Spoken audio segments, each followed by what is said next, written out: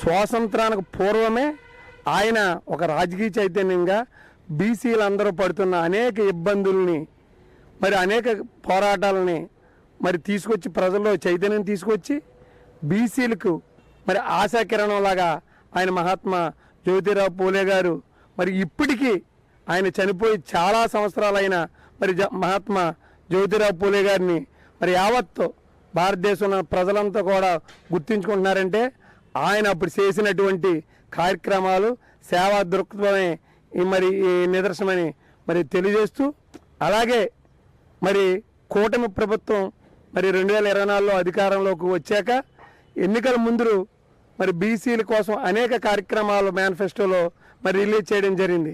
మరి దాంట్లో భాగంగా బీసీ రక్షణ చట్టం కానీ బీసీలకి 50 సంవత్సరాలకే పెన్షన్ లాంటి కార్యక్రమాలు మరి ఆ రోజున ముఖ్యమంత్రి నారా చంద్రబాబు నాయుడు గారు మరి ప్రకటించారు.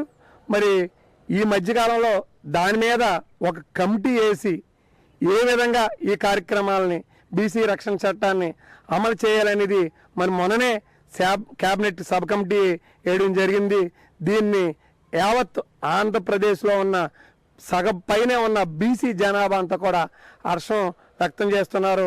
రాబోయే రోజుల్లో ఈ కూటమి ప్రభుత్వం ద్వారా బీసీలకి చాలా న్యాయం జరుగుద్దని, మహర్దశ పడుతుందని, ఆ రక్షణ చట్టం వచ్చినట్లయితే ఆంధ్రప్రదేశ్లో అమలు పరిచినట్లయితే ఖచ్చితంగా బీసీలకి ఒక రక్షణ కవచంలాగా ఉంటుందని మరి తెలియజేస్తూ, మరి ఈ అవకాశం ఇచ్చిన వైకే టీవీ యాజమాన్యానికి, ప్రేక్షకులకి మరొకసారి ధన్యవాదాలు తెలియజేసుకుంటున్నాను. అప్పుడప్పుడు కాదు, ఎల్లప్పుడూ బీసీల కోసం మీ వైకే టీవీ.